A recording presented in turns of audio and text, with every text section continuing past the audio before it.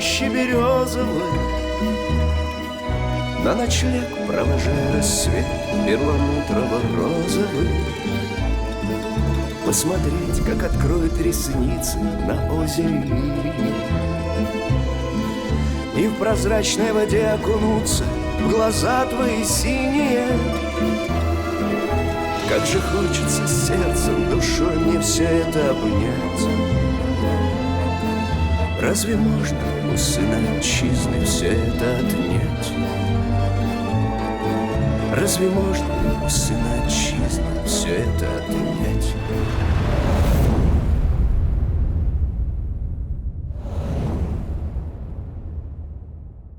Отряд, слушай мой приговор! Данной мне властью за проявленное... Комиссар, отставить! Убери пистолет. Что ты несешь? Немцы в 2 шагах, а ты стрельбу затеял. У нас боеприпасов с гулькин нос. И подрывник один, Гучков.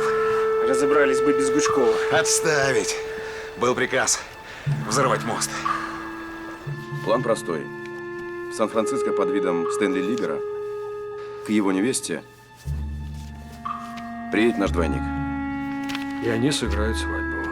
Настоящую еврейскую свадьбу. Время пребывания сократим до минимума.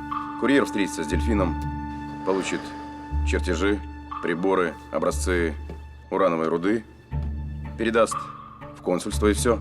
На этом его миссия закончена. Что значит встретиться? Где? Там, где укажет дельфин. Ну, в крайнем случае, курьер устроится на работу рядом с заводом. Ну, не знаю, там, мусорщиком. Неважно кем. А что значит приедет к невесте? Откуда? По легенде, Стэнли Либер попал в плен. Бежал из японского концлагеря. И после госпиталя демобилизовался. Бежал из концлагеря. Так точно. Нет, это слишком сложно. А все, что сложно, чревато. Внимание! Воздушная тревога!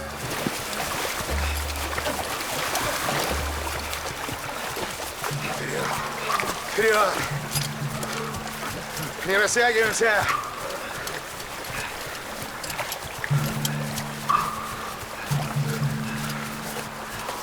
При подборе кандидата придется учитывать, помимо внешности и возраста, еще знание английского. И вечная проблема произношения. Вечная проблема решаема. Имитация контузии. Травмирующая операция на гортани.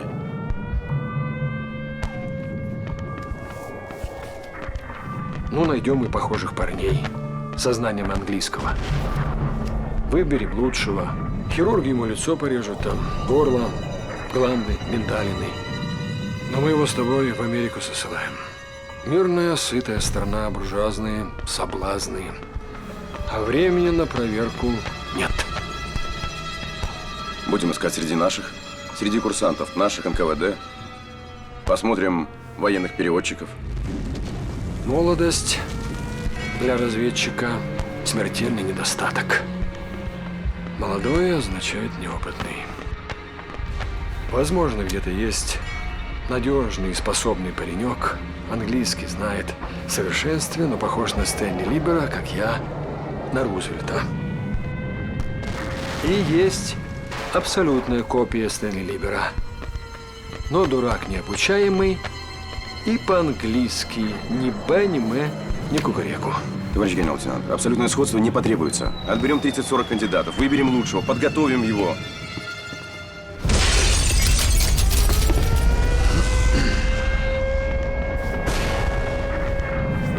Но ты ведь сам понимаешь, что это авантюра. Авантюра. Ну хорошо.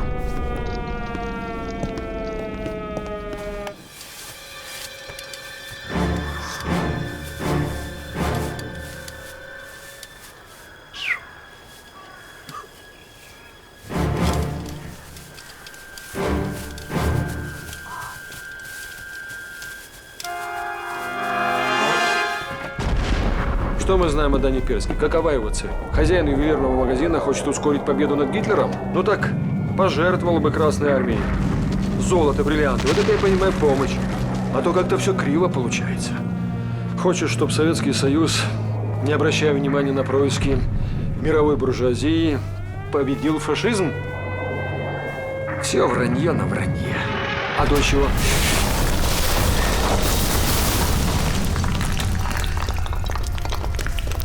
А до чего, Шейла? Ей что, придется незнакомого парня называть женихом, обниматься с ним, целоваться? А если у нее с психикой привет из буфета? А этот, как его? Стэнли Либер. Стэнли Либер. Как он жил в Нью-Йорке? Зачем приехал из Сан-Франциско? И почему ты думаешь, что его после госпиталя демобилизуют? А если его снова отправят воевать? Не отправят. Контузия, шрамы от ранения. А этого достаточно. Возвращение раненого на фронт возможно только с его личного согласия. Такие порядки у американцев. Шикарно устроились. Ну, на один вопрос ты уже ответил. Нам еще пожара только не хватало. Так точно. Значит так, даю час. Есть. Через час ко мне с докладом.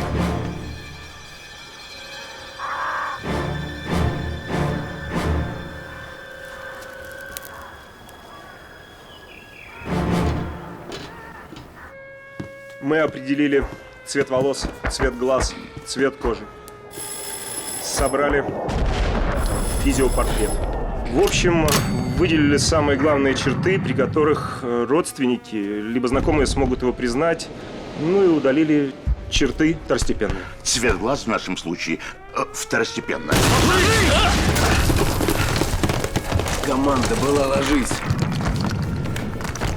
Ну что, все живы? Есть раненые. Я думаю, стоит продолжить разговор. Вот, еврей? Номер 4? Да. Никак нет. Русский. Уроженец Новгородской области. Лучшая кандидатура. Расскажи мне про него. Кандидат номер 4. Английский знает. Боксер. Артистичен в какой-то мере. На сцене держится свободно, веселый. Лицо открытое, подвижное. Я его в прошлом году зачислил в разведшколу. Парень толковый, в диверсанты годится. Но вы правы. Еврей из него никакой. В разведшколе его ничему не успели обучить. Война началась. Всех курсантов разбросали по разведгруппам. А родители, воспитание? Родители умерли от голода в 21-м. Некоторое время воспитывался в детдоме. Потом жил у родственников в семье путевого обходчика. А в другой обстановке ты бы мне его рекомендовал? Никак нет. Понятно. Выяснил, где они? Запросы разослали по фронтам. Значит, выясни, доложи.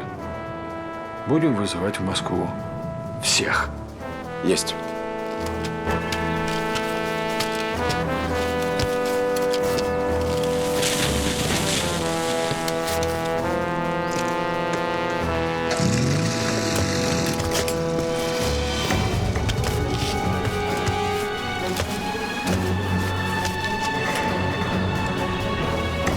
Кажется, русский. Это засада. Огонь! Огонь!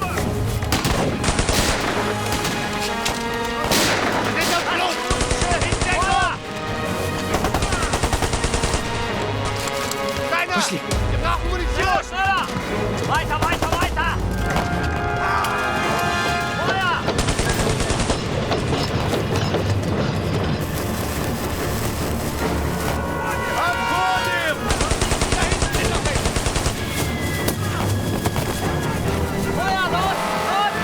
Давай! Взрывчатку давай! Давай руку! Ну! Давай! Прыгай, Миша!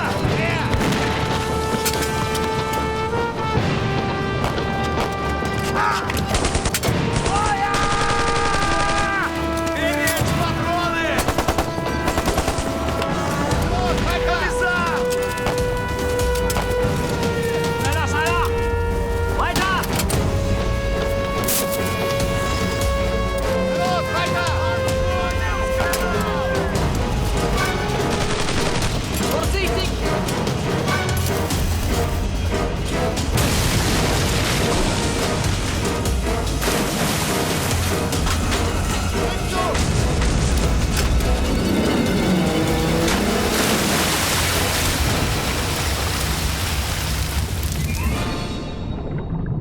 Зимин. Младший лейтенант Зимин Василий Леонтьевич, в бою за Родину, проявив мужество и героизм, был Был убит. убит. Так точно, 31 декабря Карельский Не надо фронт. подробностей. Есть. Дальше. Борисов. Убит.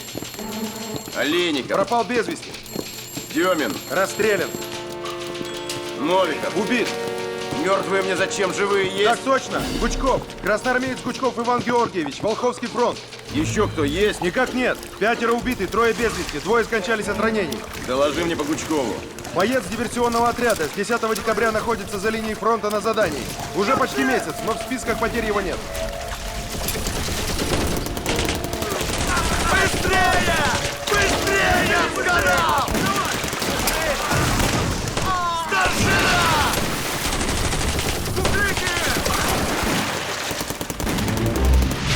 Гучков. Больше никого. Готовь шифрограмму. Отряд находится за линией фронта, товарищ бригадный комиссар. Красноармейца Гучкова Ивана Георгиевича доставить в распоряжение ставки без промедления любой ценой. Есть. Разрешите идти? Выполняйте. Интересно, скоро стемнеет? Ты извини меня. Комиссар у нас псих. Понимаешь, немцы кругом. А он точно бы выстрелил. Говоришь, невеста у тебя. Я тоже женат. Был. Перед войной развелись. Я проводником работал, деньги водились.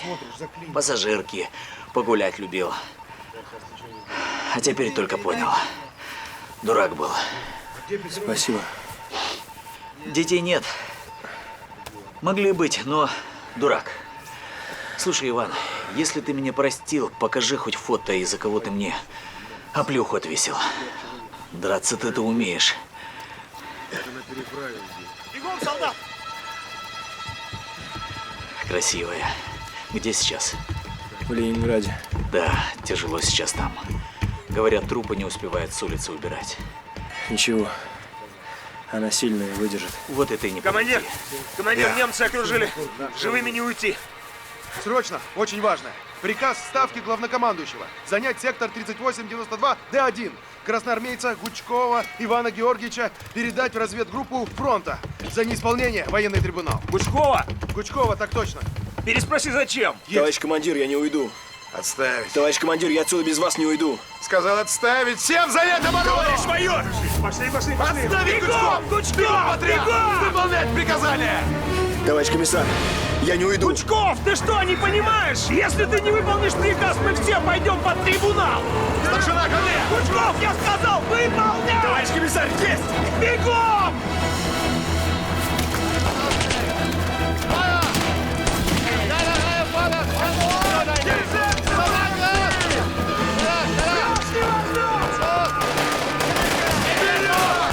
Давай!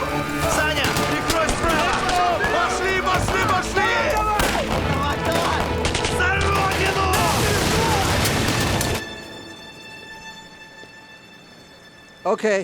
Можете проезжать. Спасибо.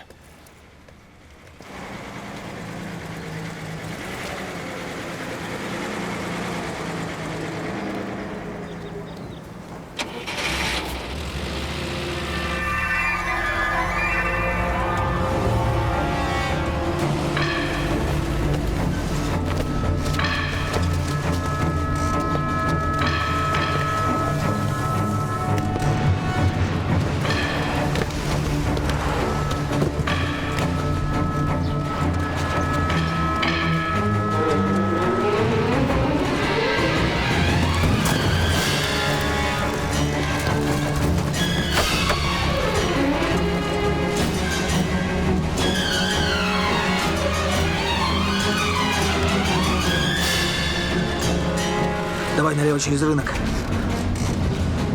На счет 3. Раз. Два. Три.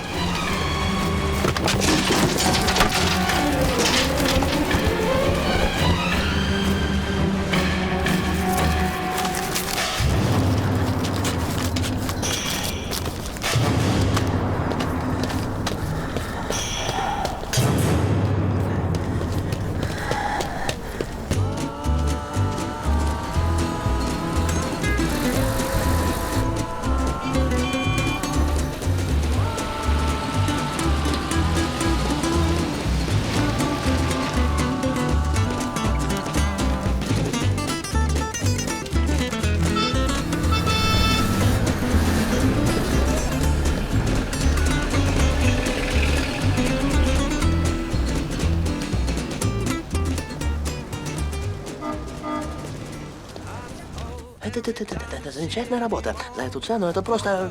А что корабль? Корабль утонул, вода там ледяная, никто не спас.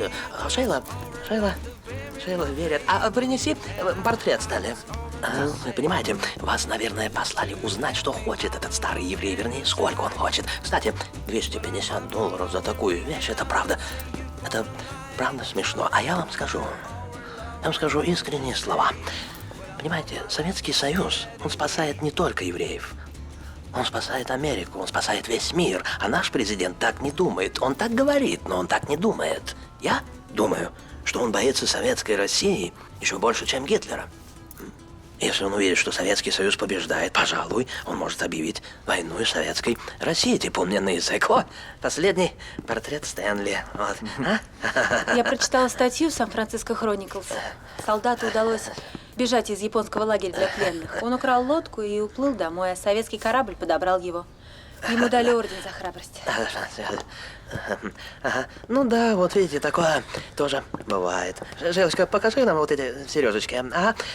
Русский корабль приплыл и всех спас. А, вот посмотрите, какие замечательные сережки. Вы говорите, вы перебиваете меня, чтобы не заподозрили ничего. Как это будет смотреться на вашей прекрасной жене? Красиво, да?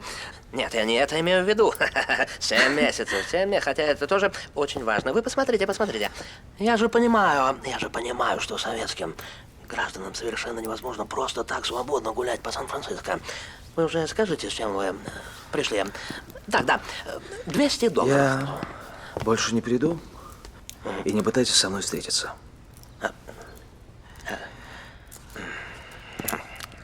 Надеюсь, что ваш жених сумеет выбраться из японского плена. Послушайте, ну хорошо. $180, последняя цена. 150. Если наличный 150, я совершенно не умею торговаться. Ну скажи, Шейла, я торгую... Монинса. Доброе утро, я торгую так себе совершенно в убыток. Вы поймите меня правильно. Прекрасный выбор. Шейла, коробочка. У меня 120. Это, ну что делать такому человеку? Ну, прошу. Я скажу Розе, что вы благочестивый еврей, и я не смог иначе. До свидания. Иначе я не смогу. Объясните ей такую цену, она же... вызовет психиатрическую больницу, да. Good morning, sir.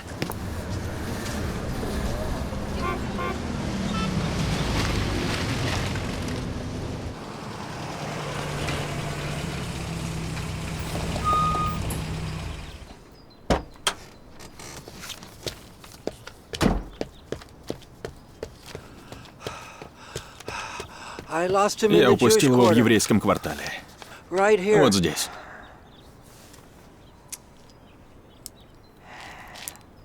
И что мне писать в отчете?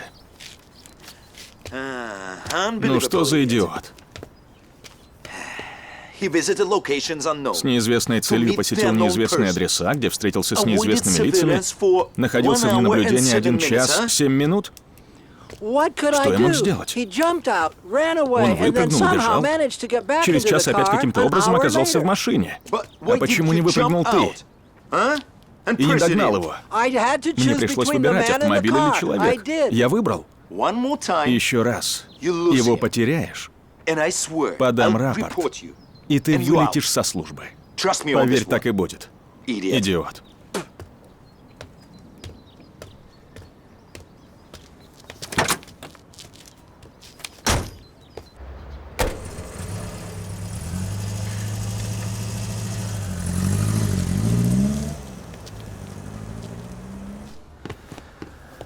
Кое-что прояснилось. Хотя бы понятен мотив. Дочь беременна, а свадьбы не было. Верующий еврей не может пережить позор, пойдет на все, чтобы устроить дочери свадьбу. И ни с кем попала. А с тем же самым женихом. Возражений нет. Но верхним чутьем чую. Все иначе. Я потратил $120. Как теперь буду отчитываться? Напишу в центр. Дэну Перски верить нельзя. Риск не оправдан. Деньги потрачены зря? Ну да. Выяснится еще, серьги всучили за $3. Бриллианты фальшивые. Золото цыганское. Слушай, не капай мне на мозги. И так тошно.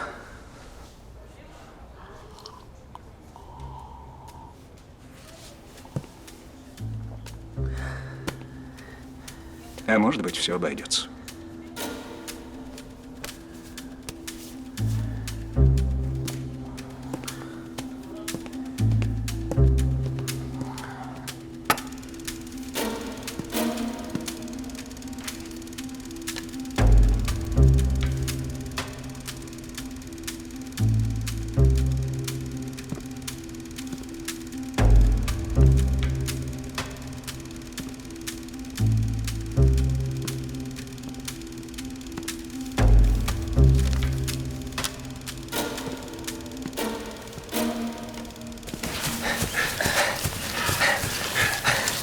Wo ist der?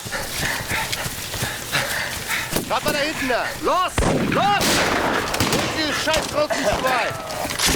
Schneller, schneller!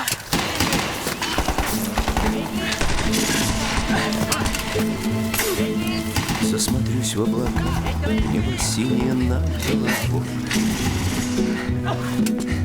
Пролетающий клин журавлей провожает домой. Одолжить бы у ангела крылья, хотя бы на миг. Улететь и отдаться в объятия чувств неземных. Помолчать, захлебнуться дыханием рощи березовой. Иван Георгиевич! Так точно. Отделение прикрывать наш отход! Гучков, за мной! Есть! Гучков! Посмотреть, как откроет ресницы на озере лилии. И в прозрачной воде окунуться в глаза твои синие. На заре, обнимая траву, похмелиться росой. Над родной землей пролететь птицы рядом с тобой. Как же хочется сердцем, душой мне все это обнять. Разве Крылов! Рация готова! Все это... Передай в штаб, мы на месте! Разве можно сына отчизны все это? Слышишь, Гучков, ты дойди и живи. Чтоб не зря все было, понимаешь? Не зря! Так точно. Крылов! Передай, чтобы обеспечили коридор! Огнем! Ну давайте, ребятушки! Звягинцев, пошел! Давай! Не пуха! Черту! Давай! Товарищ полковник, докладываю, ждем Гучкова в штабе. Помолчать, захлебнуться дыханием рощи березовой.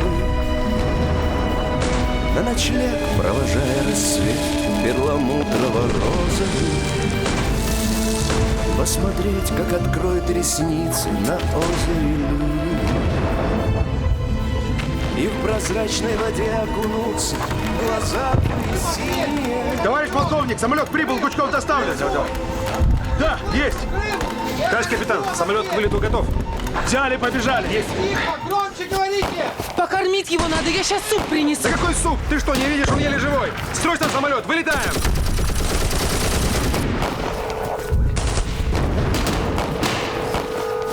Давай, давай!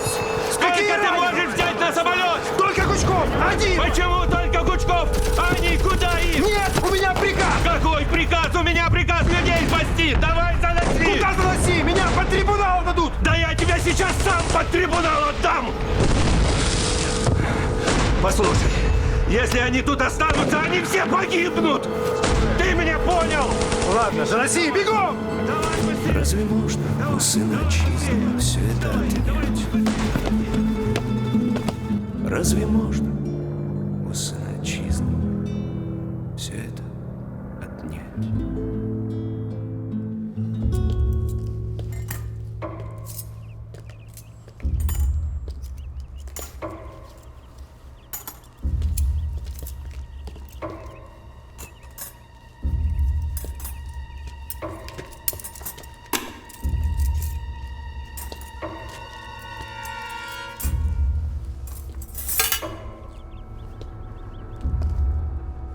Не зашивать. Раны не зашивать ни в коем случае. Лечим вторичным натяжением.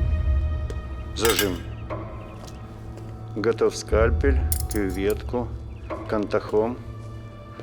Шикарные сделаем рубцы с гнойными полостями, с признаками самозаживления. Из-за витаминоза недоедания кожа утратила эластичность. Имеются некротические очаги. Никто ничего не заподозрит. Врачебная помощь раненому не оказывалась, парень выжил чудом. Да, вы правы, доктор. Чудо – это единственное, что нам поможет.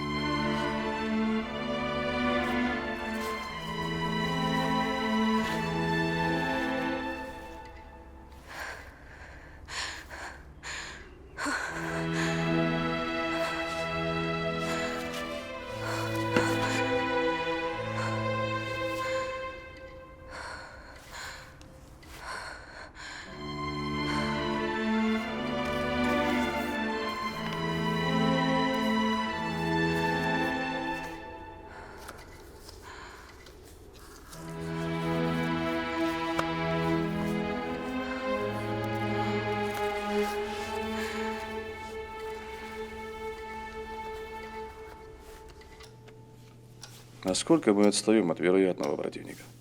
Что докладывают резиденты нашей разведки? О том, что в Америке приступили к практическому созданию урановой бомбы, кроме агента «Дельфин», эту информацию подтверждают также агенты Лист, Брук, Чарльз, Джем, Освальд, Бруклин. Агент «Дельфин» работает на заводе по производству оружейного урана. И он готов передать нам ценную информацию.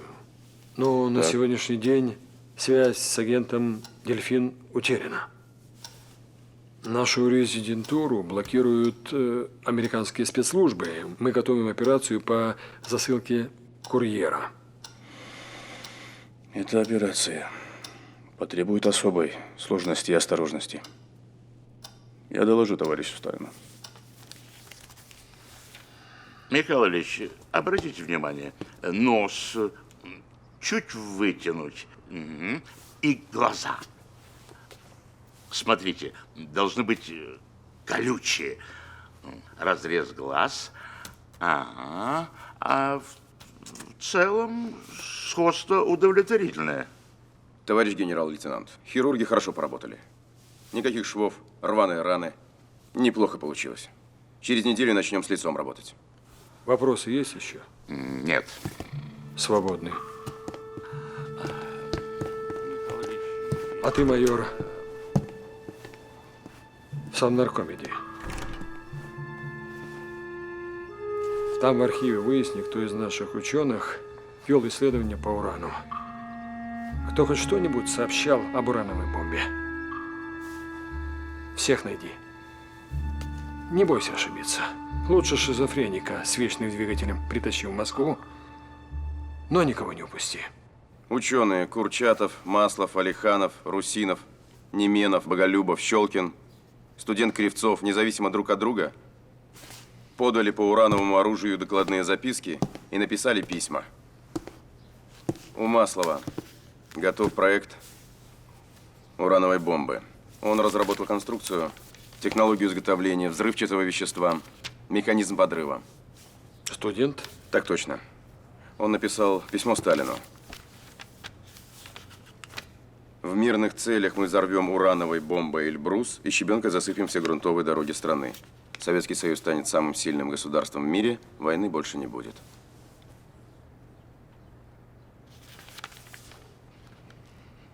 По-моему, именно это мы и хотим узнать в Америке.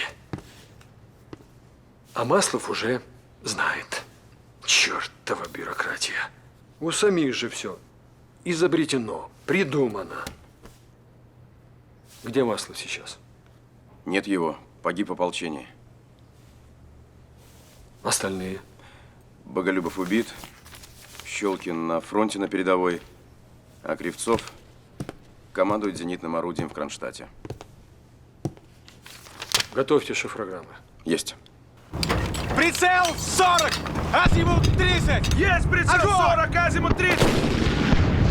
Азимут 20! Прицел 42! Есть азимут 20! Прицел 45! Есть прицел 45! Быстрее давайте, быстрее! Кривцов! Я! Здравия желаю! Кривцов, отлично воюешь! Объявляю тебе благодарность! Служу трудовому народу! Получена телеграмма «Молния». Тебе приказано явиться в расположение ставки Верховного Главнокомандующего. Усиленный паёк получишь у Ночпрода. Есть! Заряжай! Азимут 20! Есть азимут 20! Огонь!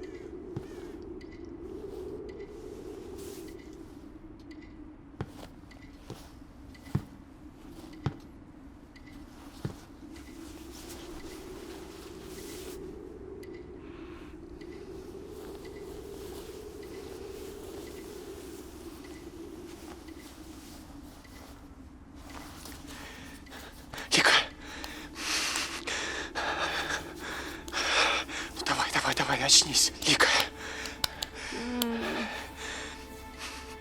Лика. Лика. Слава Богу. Слава Богу. Никита. Никита.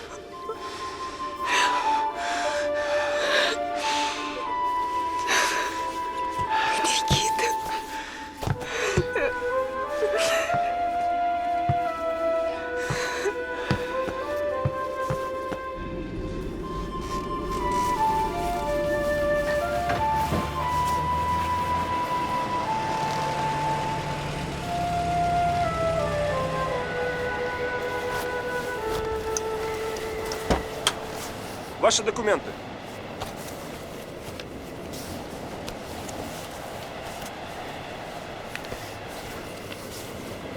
А у нее? Сержант, моя невеста.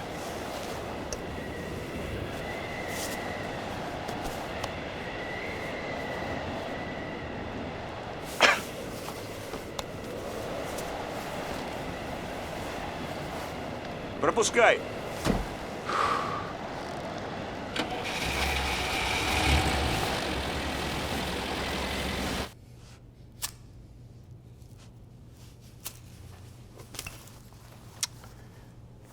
Что-то он совсем не похож. Отечность спадет. Синева исчезнет. Не трогай. Там посмотрим.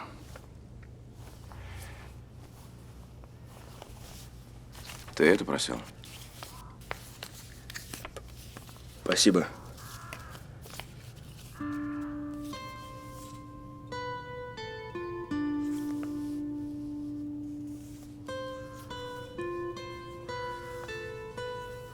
Невеста. В Ленинграде. Там трупы на улицах. Когда пройдет эта синева? Я думаю, дней 10, недели 2. Где-то так.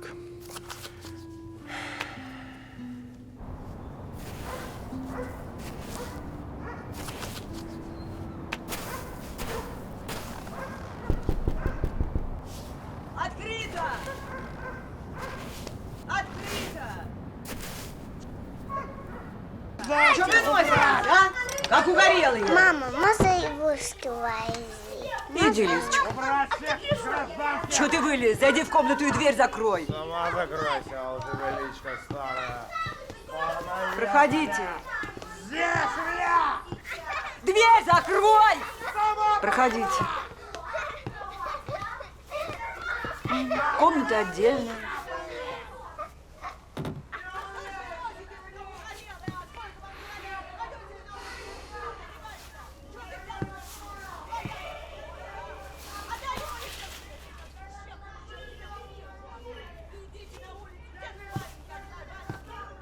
Теперь заживем с тобой.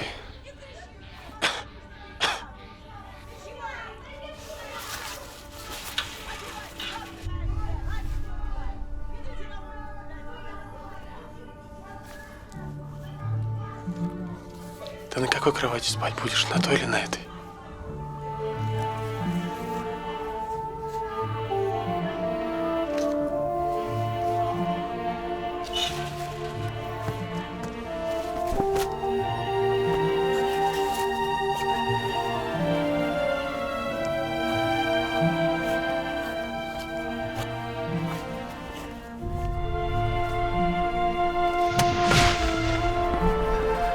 Вам идет. Спасибо, вы свободны. Пиджак застегни, Иван. На меня посмотри. Готов? Да, я написал письмо невесте в Ленинград. Лика Земцова. Полуулыбка. Она... Во взгляде презрение. Я не знаю, что с ней. Она не знает, где я. Тебе запрещено писать письма. Почему? Тебе предстоит выполнить задание чрезвычайной важности. Какое задание? Секретное. И вообще, ты уже 2 недели как труп. Под снегом лежишь. В фигуральном смысле слова, конечно. Нет, ты жив, в тепле, выздоравливаешь, паёк у тебя усиленный. А товарищи твои, которые за тебя погибли, непохороненные в лесу лежат. Сколько их? 20? 30? Так. Лучше. Уже лучше. Злой взгляд. Очень злой взгляд. Хорошо. Ну чего выделился? Отправлю письмо. Доложу начальству и отправлю. Да. Разрешите? Кодовое имя придумал? Так точно. Шахтер. Утверждаем. А что с письмом делать? Он в Ленинград пишет невесте. Жив, любит, надеется на встречу. Порви. Он без подробностей пишет.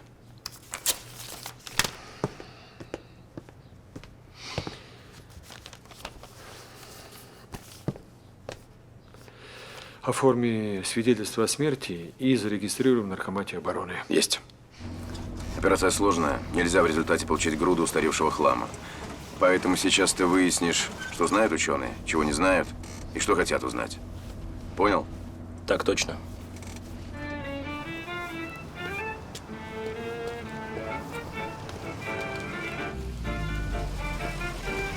Пошли.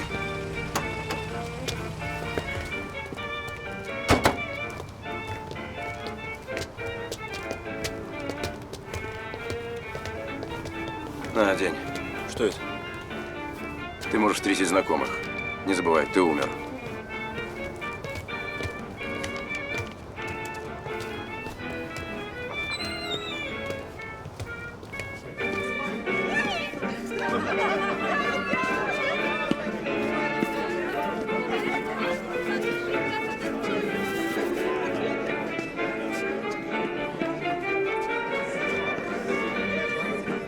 Так вот, представьте, товарищи, оболочка полностью состоит из урана. Внутри находятся две половинки взрывчатого вещества. Прошу вас. Вот наши гости. Подключайтесь. Я продолжу. Да. Оболочка бомбы состоит из урана. Внутри две половинки взрывчатого вещества. Тот же уран. Соединяем эти половинки, происходит цепная реакция, раздается взрыв. Что же сложного? Профанация. Бомба — это система предохранения, возведения, система подрыва и еще сотни разных узлов. Да, но нужен обогащенный уран. А где его взять? Возможно, плутоний. Что это за плутоний? Плутоний – радиоактивный элемент таблицы Менделеева. По моим расчетам, критическая масса плутония в разы меньше. Плутоний отличается от урана огромным нейтронным фоном. Он для бомбы непригоден, она может взорваться еще в воздухе. Но поток нейтронов можно же уменьшить. Мы собрались для того, чтобы объяснить суть урановой проблемы нашему секретному товарищу. Итак, на сегодняшний день создание атомной бомбы в нашей стране вещь технически невозможная. Интересный у вас термин «атомная бомба». Урановая? Урановая или плутониевая я еще пока не решил. Атомная бомба, потому что используется энергия расщепления атома. Понимаете? Угу. Ну что, мы так и будем говорить о банальностях, или, может быть, перейдем к более важным проблемам? Например, о проблемах нейтронного излучения. Посоветуйте, как нам быть? Быть или не быть? Вопрос, как поступить. Иной раз бывает, все вроде рассчитал, и тут раз, циклотрон сломался. Засмотрюсь в облака, в небо синее над головой. Пролетающий клин журавлей, провожая домой. Одолжить был ангела крылья.